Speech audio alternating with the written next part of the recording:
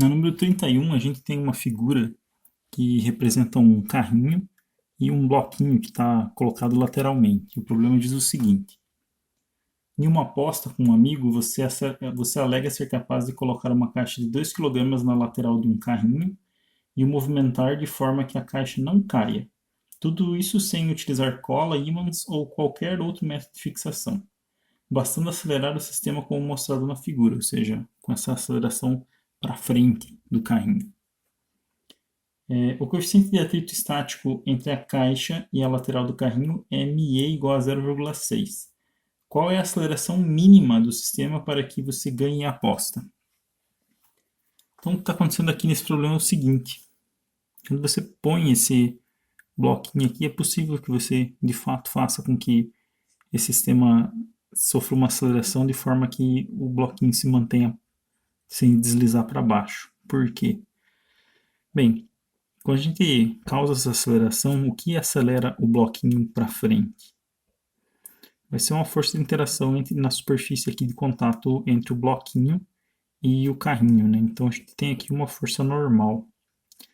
Só que quando você tem interação entre duas superfícies de dois corpos, você não tem só uma força normal, você também tem uma força de atrito que também aparece aqui na interface, né? Então a gente também vai ter uma força de atrito aqui. E claro, a gente também tem uma força-peso. Então, a gente pode olhar para esse sistema aqui e escolher um sistema de referência em que a gente tem um eixo apontando na direção da aceleração, né, que é paralelo à linha do solo aqui. Então, vou chamar esse eixo de eixo X e vou escolher aqui um outro eixo que é um eixo vertical. Então, nesse caso, eu posso dizer, como sempre, né, que no eixo X a gente vai ter que a força resultante em X é igual a massa vezes a aceleração em X, que essa massa aqui é a massa do bloquinho, né? E essa aceleração em X, como a gente escolheu o vetor aceleração, aliás, a gente escolheu o eixo na direção do vetor aceleração, se eu decompor o vetor aceleração na direção do eixo X, eu vou perceber que essa componente aqui tem exatamente o mesmo valor numérico que o próprio módulo da aceleração.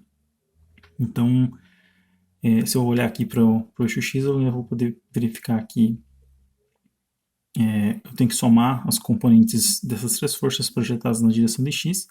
Então, eu vou ficar com força de atrito projetada na direção de X, mais o peso projetado na direção de X, mais o normal projetado na direção de X, e isso tem que ser igual a massa vezes a aceleração.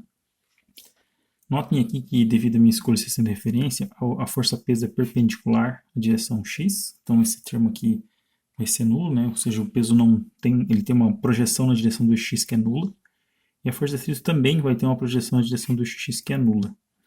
Então a gente vai ficar simplesmente com normal, que aponta diretamente na direção de x, portanto a sua componente nessa direção vai ser igual ao próprio módulo do vetor. Então, normal vai ser igual a massa vezes a aceleração. Né? Nada surpreendente, né? Afinal, a gente já tinha verificado aqui que está na cara que quem acelera o bloquinho nessa direção tem que ser essa força normal, a única força que aponta nessa direção. Agora, se a gente olhar para o eixo y, o que a gente vai obter? No eixo y, a gente vai ter lá a soma das componentes das forças que apontam na direção de y tem que ser igual a massa vezes a aceleração na direção de y. Na verdade, a gente não quer que o bloco acelere para baixo, né? A gente quer que ele se mantenha sem cair. Então, a aceleração na direção do eixo y é nula. Então, a força resultante na direção de y vai ser a soma das componentes das forças projetadas na direção de y. Então, vai ser força de atrito em y mais normal em y mais o peso em y. Isso tem que ser igual a zero. É claro que a normal não aponta na direção do eixo y, então ela não tem nenhuma projeção, ou melhor, ela tem projeção na direção de y, mas essa projeção é nula, né? E aí a força de atrito é uma projeção completa na direção do eixo y, no sentido positivo, então eu posso escrever simplesmente que o valor dessa projeção é igual ao próprio valor numérico do módulo do vetor. E para o peso, ele aponta diretamente no sentido negativo do eixo y. Então eu vou ficar com a projeção completa no sentido negativo.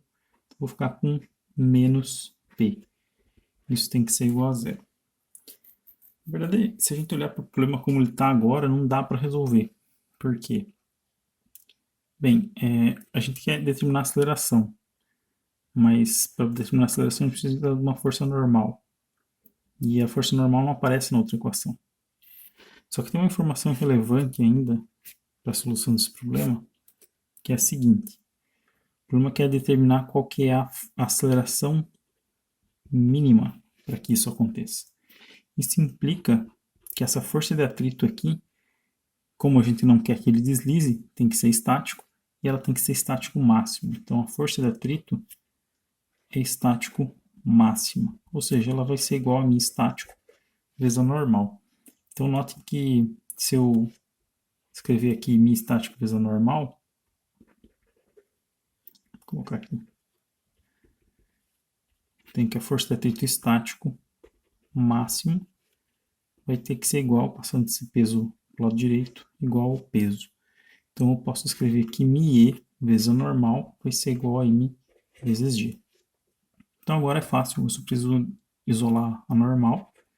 Vou obter que a normal vai ser m vezes g sobre μe. E aí agora eu pego esse resultado e substituo aqui nessa outra expressão. E aí eu vou ter que massa vezes aceleração é igual a m vezes g sobre μe. Posso cortar as massas e eu determino que a aceleração mínima vai ter o seu valor dado por g sobre μe. Precisa notar aqui que essa equação ela tem as dimensões corretas porque o μe não tem dimensão e aqui a g tem dimensão da aceleração. Então a gente obtém a dimensão correta para a solução desse problema.